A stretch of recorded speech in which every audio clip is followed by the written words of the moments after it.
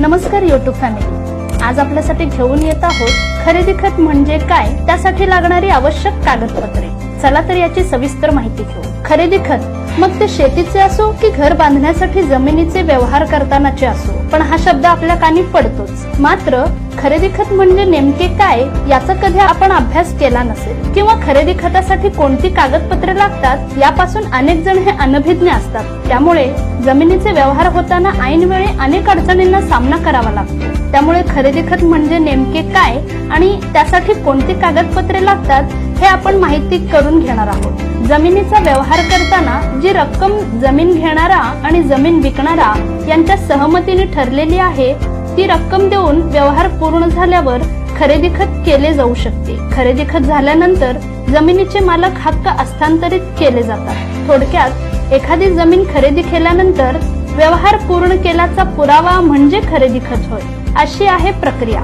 खरेदी खतासाठी पहिल्यांदा मुद्रांक शुल्क हे काढून घ्यावे लागते। याकरिता ज्या गाव भागामध्ये जमीन आहे त्या संबंधित दुय्यम निबंधक कार्यालयामध्ये बाजार भावाप्रमाणे मूल्यांकन करून मुद्रांक शुल्क काढून घ्यावे।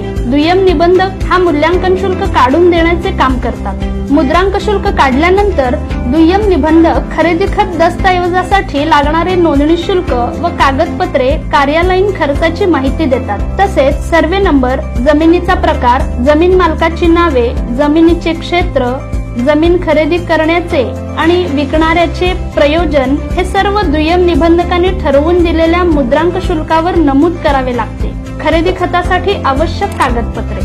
खरेदी खत तयार करण्यासाठी 7/12 मुद्रांक शुल्क, 8अ मुद्रांक शुल्काची पावती, प्रतिज्ञापत्र, फेरफार, 2 ओळखीच्या व्यक्तींचे फोटो, एनए ऑर्डरची प्रत ही कागदपत्रे जोडून याबरोबर डाटा एंट्री करून दुय्यम निबंधक कार्यालयामध्ये दस्त नोंदणीसाठी सादर करावा लागतो। हे लक्षात असू द्या, खरेदी खत करण्यापूर्वी जमीन खरेदी करणाऱ्याने जमीन मालकाला ठरलेल्या व्यवहाराप्रमाणे सर्व रक्कम पूर्ण करायची असते।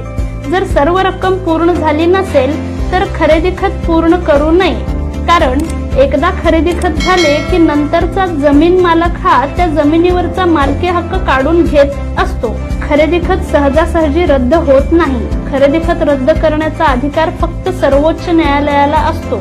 जिल्हाधिकारी यांच्या निर्णयावरही लक्ष असू द्या। जमीन खरेदी विक्री यामध्ये सातत्याने बदल होत आहे। हे बदल करण्याचे अधिकार हे जिल्हाधिकारी यांना असतात। त्यानुसार नियम आणि कायद्याची माहिती घेऊनच व्यवहार करणे गरजेचे आहे, अन्यथा सर्व प्रक्रिया होऊनही काम पूर्ण होणार नाही।